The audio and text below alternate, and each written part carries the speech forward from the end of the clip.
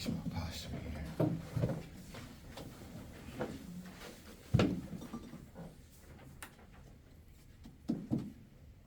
You want to give me Yeah, instructions? you're good.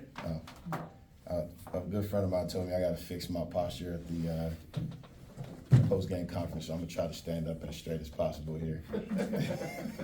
Obviously, it feels good to be back in the EBA. I thought I had a little bit of a negative spirit to start this game just because as you watch NC Central, they play so hard, they junk it up. And that's kind of their formula to keep you in the game. I watched their first two games last year. One was at Georgia, and they stayed in the game. They went into halftime. I think it was they were down 3, and then it ended up being a dogfight against Georgia. And so there's a lot of things that I would have liked to see kind of go in our favor tonight. But at the end of the day, it's the first day of college basketball. A win is a win, and George Mason did not go viral, so I'm happy with the win. Questions for the student athletes first? For either of the athletes, obviously, for either of the athletes, a lot of new faces. This is college basketball now. How was it to get out there and play an official game? For me, it's a whole lot of fun, man. Obviously, a fifth-year guy, we worked really hard, man, especially with the new guys. And it felt like this year we connected a lot earlier than last year's team. And just to come out with them, it's fun, and it's kind of cool just seeing how they operate, especially with a weird game like this. The flow is kind of, all the fouls and stuff. But it's definitely fun just getting out there with the new guys. What did you think about the defensive performance? Obviously held them under 30% with so many new players. I think, especially for our first time being out there, I think we played really well defensively. I feel like there's a few things we gotta fix, but I have no complaints. Other questions for the student athletes? Good. That's my question. Okay. Sorry, Tony, you don't have to listen to this if you want to. Looking ahead to Marquette, I know you have a while, but after a game like this and you got 5 days, what's it like to play? I guess a Power 4, whatever we call it nowadays, opponent. For me, obviously coming from a school like Virginia Tech and playing a lot of high major teams and then coming here, it's fun, man. I'm with a new group of guys. I got a different type of freedom with this team as well, so it's just fun just to compete and show that it's talent here in the mid-major level, just like any other level. Is it hard not to look when you see an opponent like that that's ranked when the rankings come out, and obviously you have to take care of this business, like you said, don't want to go viral, but you see that opportunity with a top 25 team? Well, absolutely. We see it, but we know we gotta take care of business first, and then obviously we look ahead, get prepared, and we're gonna try to come out and give them our best shot. I noticed in the first 5 minutes of the games that you guys were struggling to find that tempo. I understand it's the first game of the season, but was it jitters, and how did you guys kind of overcome that essentially? For me personally, kind of like what Darius said, senior, it's really no jitters. It's really all just excitement, man. Mm-hmm. You've been practicing so long, really haven't been able to play anybody else. You're just excited to be out there. So, but naturally, you just try to find the flow within the game. Stuff like that's gonna happen, brother. First game could be 20th game of the season. Just gotta find that flow, and then when shots start falling, shots don't fall. And I feel like just for me, obviously somebody shooting, JB, like guards that we shoot the ball, I feel like we didn't get as good of looks. Just with three-pointers, we need to work a little bit more on just driving and kicking out and finding guys. But, overall, I had fun, man. Okay, thanks, guys. Appreciate it.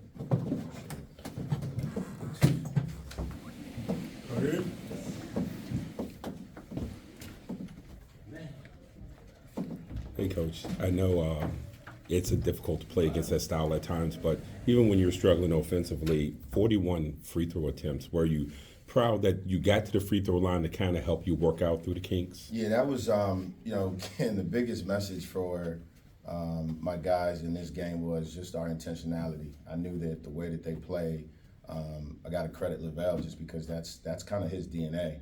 And I knew that if we played it the way we were supposed to play, we would get to the free throw line. Right before the game, we knew two of their guys that get a lot of minutes weren't playing. And so I made it even more point to make sure we got paint touches and we played through Gio and Jalen. And so it didn't surprise me that, by that second time out, they were almost in the bonus. That was by design. But outside of that, for one, Jalen Haynes has got to make better free throws. He's got to make more free throws. But again, that was intentional. I knew that the way that they junk it up defensively, it was going to speed us up. But if we didn't do anything tonight, it was to touch paint and go inside, and we did that. And that obviously, 31 points. If we don't get to the free throw line, shooting 2 for 17, I'm in here pissed. Well, the 2 for 17. Were you at least happy with the looks of those shots? No, just because I thought we started out about 0 for 8, maybe 0 for 9, and I think it was Woody shot an off-balance one.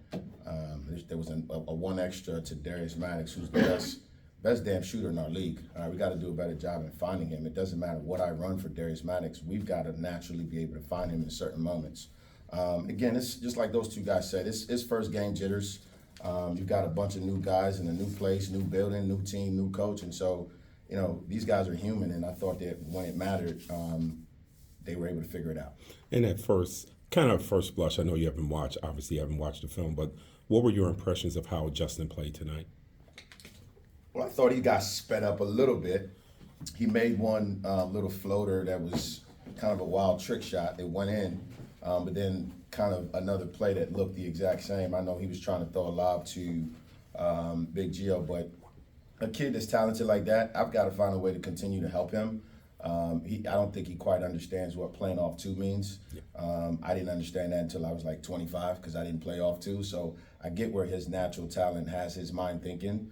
But we've just got to be able to just rep it out because he's a tremendous young man. He's a tremendous basketball player, and he's a very, very coachable point guard, which is going to keep him on the floor. And so I thought his effort was, he played 15 minutes a game. 1 for 6. That's not who he is as a shooter. He's a very, very good shooter. But anytime I can get him in the game to be able to play through those mistakes, that's going to be a better thing for us. My coach, I think you played 4 different point guards today, and probably 10 plus different lineups. Can you run through your process of what you thought through the game with your lineups? This is where I get to throw my staff under the bus. I'm a very offensive-minded coach. And so I'm always locked into our offense and obviously on the other side of the ball with defense. And so substitutions, especially when you have a little bit of a cushion, I kind of give a little bit of flexibility to my staff. I think I made the call on getting JQ in just because I wanted to, again, we've got a good problem this time of the year. I didn't have this problem last year. We've got 10 plus guys that are going to be able to play at certain moments. I was glad that KD, and obviously KD gave us a spark when he came in the game. And as long as he's, continues to just be consistent with what I think he can bring to the table, he'll help us and his minutes will go up. It's tough to play 4 point guards, and so a different game is going to give us a different type of scenario. I wanted to press a little bit more today, but I didn't want to. I try to keep it as simple as possible. And so, I don't know the next time you'll see that. Obviously, so much happens in the game that dictates what you're going to do. Is 10 deep something you think you want George Mason to be this year? I mean, realistically, Yeah. It's hard to play 10. Right. It's hard to play 10. I think you've got to be able to keep 10 guys locked in for the course of a season because, an injury happens. A guy might not be giving us what we need him to give. And there's very, very little difference between, theoretically 7 and 10. And so 10 can become 7, 7 can become 10. And so just staying locked in. I mean, again, I don't want to talk about last year's team, but, Trey Wood was, I thought, as coachable for a 5th-year guy as it gets for our team last year. And, he averaged maybe 5, 6, 7 minutes through the course of a game, but we needed him against Davidson. We went down to Davidson and got a win because Trey Wood stayed locked in. And so I've got to be able to find a way to keep these guys engaged. It's a long season. We scheduled a tough non-conference because I thought that we were talented enough from top to bottom. And so each game is going to present a different, set of problems. I'm telling you guys now, Jalen Haynes and Gio are going to get in foul trouble, and I'm going to need to play small, which is going to require guys, being able to play different positions, and that includes, the 7, 8, 9, 10 guys. You said you're focused on offense, obviously, but how happy were you that this new team was able to really grind it out and make their impression on defense when the shots weren't falling? What game were you watching? You don't think you helped them to? No, we did, but in moments that we needed to just be a little bit smarter, I thought they executed a couple situations that we walked through this week, and we've got to get better in communicating. Again, this is what happens when you have 2 or 3 guys who understand who we are defensively. We were the #1 team in our league defensively last year. We've got better athletes this year, and so there's no need for us to. It's a communication thing, and I think that's on me. We've got to be able to rep a few things a little bit more in practice. But defensively, I was happy in moments, but we've got to be able to keep our foot on the gas, and if we've got a 21-point lead, got to stretch that to 25, 28. It just seemed from where I was saying there was moments where there were stretches where it didn't seem like they were going to score. So Yeah. I thought your defense did well. Yeah, no, I thought, again, in moments we were really good.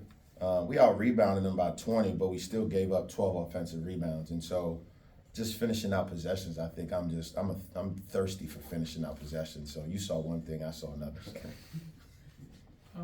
One thing that you mentioned a lot about Gio and Jalen, I've been seeing the switch. Gio got in foul trouble, obviously, and then you would bring in, or my bad, Jalen would get in foul trouble, and then you bring in Gio. I feel like that was a noticeable factor.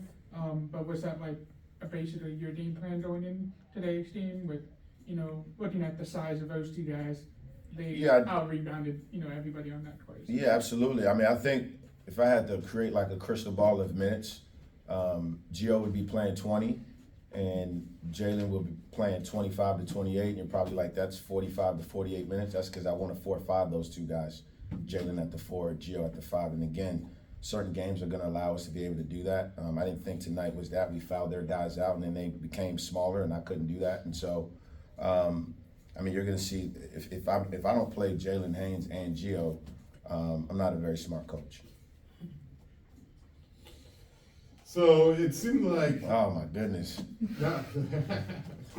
just the flow of the game was there were so many fouls, and it wasn't until midway through, maybe 3/4 of the way through the second half, that Darius was kind of able to get some more shots off. Yeah. How do you see yourself adjusting when he's not getting his shots? Who do you think needs to step up and also get those long-range shots? Yeah, I think that, again, you got to credit their defense for taking us out of offense. I'd like to get the ball in Darius Maddox's hands as much as possible. I'd like to get him some looks. But they went 3-2, they went 1-3-1 and kind of mixed up their defense. And so, that's something I got to go back and watch because I was prepared for their 1-3-1, not so much their 3-2. But again, a little birdie told me before the game, got a good friend in their league, and he's like, to describe NC Central, they've got literally 7 different type of defenses, which I don't know how many defenses you can have. It's man zone, 1-3-1. But again, they junked it up and it took us out of our rhythm. I thought that, again, our intentionality, we were able to get to the free throw line. Right. It's very, very hard to be able to do both in certain games like this, and you got to find something to just grind away at. We did that. But again, if we can win by 17 points and we go 2 for 17, Darius Maddox went 2 for 6. You got to play the numbers, man. He's one of the best shooters in the country, and he got himself going. Our guys recognized him and were able to find him, and I think he hit one that really stretched our lead, and I'll live with it. Thanks, guys. Appreciate it. Appreciate that.